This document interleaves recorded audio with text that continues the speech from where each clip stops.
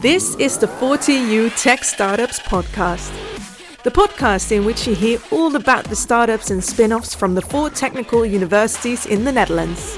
From the challenges they face to the ecosystems they accelerate in, here we talk about what it takes to flourish and make impact on an international playing field. Brought to you by the 40U. Welcome to the Dutch 40U Tech Startups podcast. I'm your host, Vera Boertien, and this episode will be a little different than usually because this episode was recorded half a year ago when we were at Slush. And I spoke to 3 startup founders who were going to experience Slush for the first time. So I talked to them, and then half a year later, I talked to one of them about what they got out of it. That's what you're going to hear in the next episode, but in this episode, you will hear the conversation with the startup founders. So enjoy. Welcome everyone to the podcast of the Dutch 40U Tech Startups. My name is Vera Boertien and I'm your host of today. And today I'm joined with people who are going to Slush for the first time because we're recording this at the morning of day 1. So in about a few hours, we're going to the venue of Slush and we are going to experience Slush for the first time. But before we dive in, let's do a round of introductions. So can you maybe start? Yeah, sure. My name is Maarten van Asseldonk and I'm one of the co-founders of Konekti. And what does your company do? Yeah, so what we do is we make the data preparation for process mining easy. Right. And you're connected to which university? We're from Eindhoven University. Eindhoven. Nice. Thank you so much. Yeah, my name is Huawei Wang. I'm a founder and CEO of WearM.AI. We help runners to stay injury-free and improve performance through our unique wearable solutions and powerful AI algorithms. And we are from University of Twente. Thank you. And my name is Thijs. I'm from Delft and the founder of MEMSYS. And what we do is make sensors that power themselves through energy harvesting. And we do that for trains. Nice. So we all have founders from different areas, but you have one thing in common, and that is that you're going to Slush. So why Slush? Why go there? Well, I can I can go with that. I think for us, Slush is a way to get meetings with people that would be very difficult to get otherwise. Mm-hmm. And a lot of them in a really short amount of time, besides to just being known as one of the coolest events for startups in maybe the world. So yeah, I guess the combination of those two is the reason for us to be here. But you mentioned that you look for people, but you're not especially looking for Finnish people, right? No. So we're looking for investors mostly. Right. And also the connections we tried to make is with investors. They don't have to be Finnish investors. And how's that for you, Huawei? For us, it's the same. So we have heard quite some good stories about Slush from the people who already joined. And apparently it's a biggest event in Europe, right? It has all the different startups, different investors, and it's kind of like a good place for us also to check out what are here in Europe, what exists, and in both in terms of the startup side and also the investor side. Yeah. Right. Yeah. Yeah, of course there is meeting the investors and building up that relationship for funding rounds later on. But there's also meeting other founders and other corporate partners that could be very valuable. And especially at these events, you can meet the people outside of the circle, what is already known to you. So there's probably a whole world of both startups and corporate projects where we don't even know that we don't know they exist. Right. And I think this is a fantastic way to get to know these. Yeah, exactly, because we are also joining the 40U delegation, which is combined with RVO and people from Amsterdam and Rotterdam. It's the biggest Dutch delegation. So how's that for you to be part of such a group? because like you mentioned, I think you could also meet people within the delegation that you normally wouldn't meet, or that could also help you out. Yeah, we could like skip the whole Slush thing and just meet up with the Dutch delegation and probably have enough content there for interesting discussions. We've already had quite a few during the dinner and during the Founders Day yesterday, and yeah, I think it's just wonderful to meet all these other fellow Dutchies or these people entrepreneuring in the Netherlands. You hear so many crazy, interesting, and wonderful things what people are working on. Yeah, it's just great to see so many passionate other people. Yeah, I agree with you on that, Thijs. It's especially because, well, from day to day you meet a lot of people that are in the same industry, the same field, that have like a select set of interests that align with you. Yeah. And these are the people that have like the other set of interests that align with you, but then also have a completely different thing that they're very excited about, what their company or their startup is, and that just makes a really nice atmosphere to be in. So it actually broadens your view. Yeah, and you learn different things. I mean, there's things you can learn from people that are in your own industry, but there's a lot of different things you can also learn, and those are the things you didn't know you needed to learn, right? Yeah. Because it's not it is your thing, but it's also not your industry, to put it that way. Yeah, exactly. And how's that for you? Is that the same? Yeah, exactly the same. That meet different people with different background and has in general, I think most of the people has let's say strong background in technology, because basically we're from 40 US Technology University, right? And also, even though we are in different let's say background, different focus of industries, but the general understanding of technology is kind of in common. So there are a lot of interesting conversations happening over the time. Is there one that stood out to you? Is there one conversation that stood out to you? Oh yeah, for sure. I think even flying to the Slush on the airplane, we already had a nice conversation about AI, about ChatGPT, how future, what will be the future of it, and about the data privacy issues. And yeah, unfortunately, because the flight need to take off, it's too loud for it to stop us. But otherwise, So I think we will continue the conversation the entire trip. Yeah, exactly. Okay, and so now today is day 1 of Slush. What are your expectations? Because for me, it's also the first time. I, of course, saw the after movie of last year. Looks like a big all-round party and looks super overwhelming. How's that for you? What are you most looking forward to?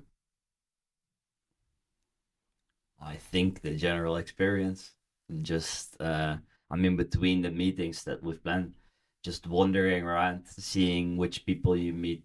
Well, serendipity, I think what the fancy word is. Yeah.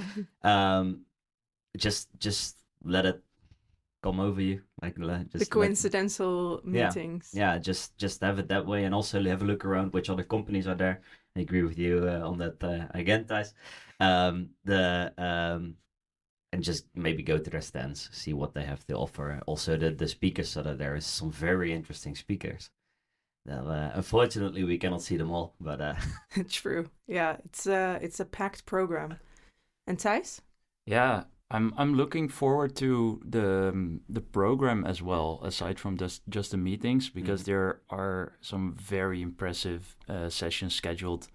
You don't get to meet and listen to, for example, unicorn founders discussing their challenges and their experiences every other day.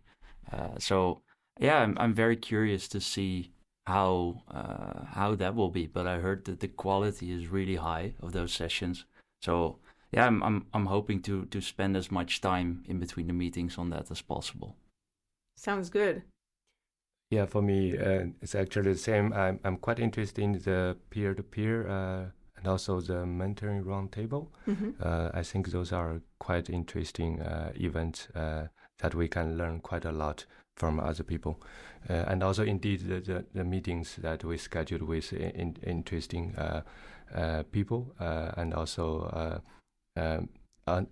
like investors and also other startups and even students here. And I'm looking forward to talk with them to learn from them and also to share what I know to them. Well, we're going to experience it in just a few hours.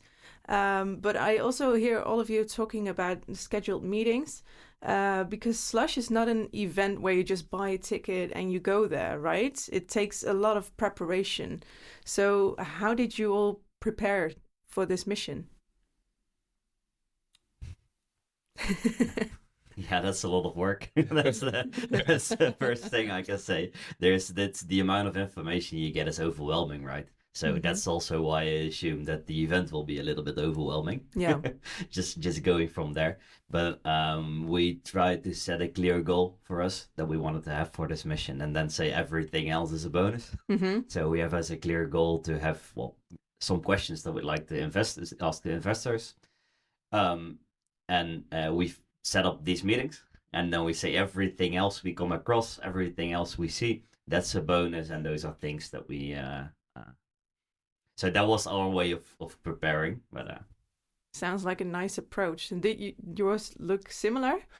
Yeah, but I think in general, from 4TU, the organizing work is quite amazing, and there are a lot of information summarized for us. Actually, we can look into, for example, the list of the investors, and we can actually use the Airtable to select the interesting investors that are relevant to our business. And also, there's every week there's an email from 4TU actually pushing us to prepare for the event. I think we actually, for ourselves, we actually prepared quite well. So at the beginning, we are following the emails to do every step, and that helps a lot on us to prepare for this amazing event. Yeah, sounds good. And Thijs, did you also put in that much preparation work? Yeah, well, quite a lot. Polished up the pitch deck, of course. We put it on our website and behind an easy QR code that we have as the background of our phones. MEMSYS.nl/pitch. Very good. Just putting it out there. Just putting it out there. No, we also, well, there's literally tens of thousands or 10,000 plus people at Slush. Many of whom are very interesting people, but not exactly interesting for us to talk to at this moment.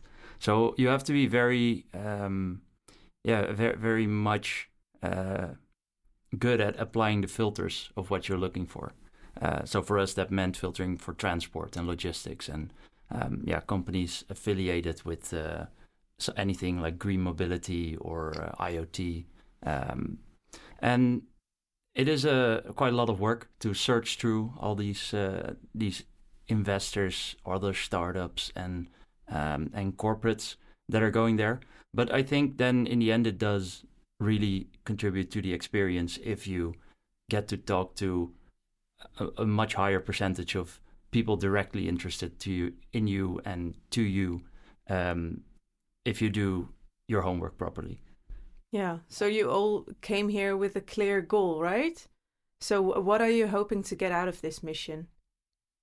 Yeah, so for us it's pretty clear. We're at this moment we're finishing up our first round of finances, and one of the things that we wanted to know for that is which are the things that investors want to know for follow-up rounds, which are the metrics. And Thijs already told me during breakfast that don't ask investors for KPIs because you will get hundreds of them.